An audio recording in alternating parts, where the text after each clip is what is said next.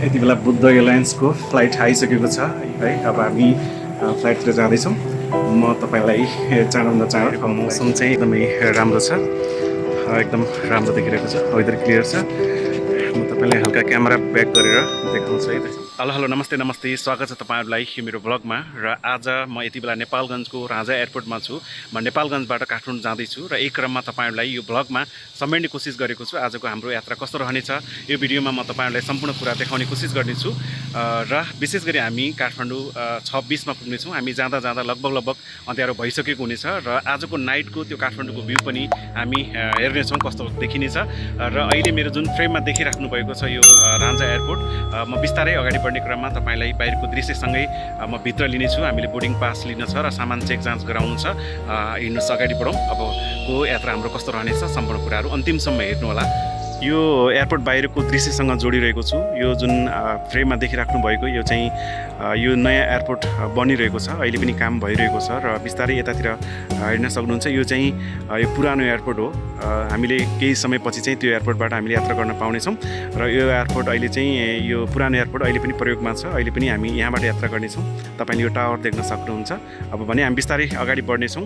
अगाडिको दृश्य के कस्तो रहनेछ र सम्पूर्ण कुरा म तपाईँलाई यो भिडियोमा देखाउनेछु। अन्तिमसम्म हेर्नु होला। आउँदा जाँदा यात्राको क्रममा इन्ट्रान्स नजिकै रहेको यो मन्दिरको दृश्यसँग जोडिरहेको छु र यो बाँके जिल्लाको राजामा रहेको एयरपोर्ट कैलाशमान सरोवर र कर्णाली सुदूरपश्चिमका दुर्गम क्षेत्रहरूमा सेवा दिने नेपालको प्रमुख आन्तरिक हवाई विमानस्थल हो। यो यहाँ ATR 72 र DSC 8 जस्ता दुईवटा इन्जिन भएका टर्बो विमानहरू राति अवतरण सुविधा सहितको 1700 मिटरको कङ्क्रिट रनवे सुविधा सम्पन्न छ यहाँ। अब हामी बिस्तारै अगाडि बढ्दैछौँ। यहाँ बढ्ने क्रममा बाहिर निकै रङ्गीन फुलहरू फुलेका छन्। यहाँ केही लेखिएको छ। यहाँ लेखिएको रहेछ, कृपया विमानस्थल सफा राख्न सहयोग गरिदिनु होला भनेर लेखिएको रहेछ। पक्कै पनि हामीले कतै पनि फोहोर नफालेर सहयोग गरिदिनु होला। सबै ठाउँ सफा राख्नु हाम्रो दायित्वभित्र पनि पर्दछ। बाहिरको यो रङ्गीन दृश्य एयरपोर्ट इन्ट्रान्स बाहिरको आकाश पनि निकै अलि अँध्यारो देखिरहेको छ। पानी हल्का हल्का परिरहेको थियो।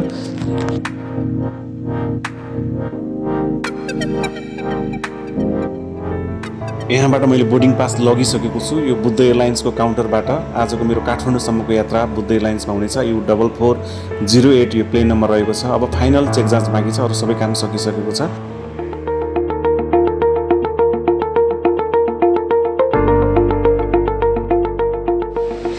हामी यति बेला वेटिङमा छौँ। फ्लाइट आएको छैन।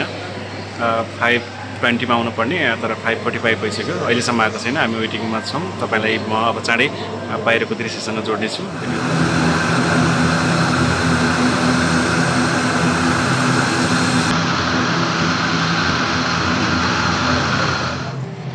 यति बेला बुद्ध एयरलाइन्सको फ्लाइट आइसकेको छ है। अब हामी फ्लाइटतिर जाँदैछौँ।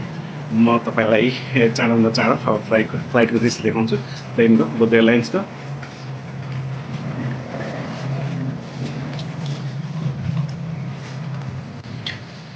अहिले बाहिरको मौसम चाहिँ एकदमै राम्रो छ, एकदम राम्रो देखिरहेको छ, वेदर क्लियर छ।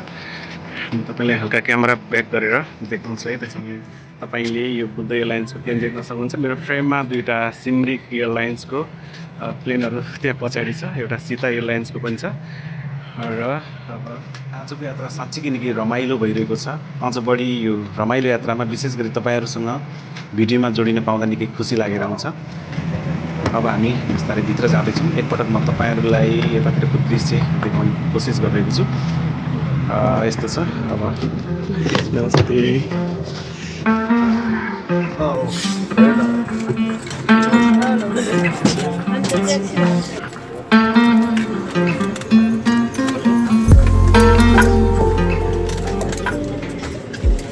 त्रिभुवन अन्तर्राष्ट्रिय विमानस्थल काठमाडौँसम्मको उडानको समय 1 घन्टाको हुनेछ र हामी 15,500 फिटको उचाइमा उड्नेछौँ।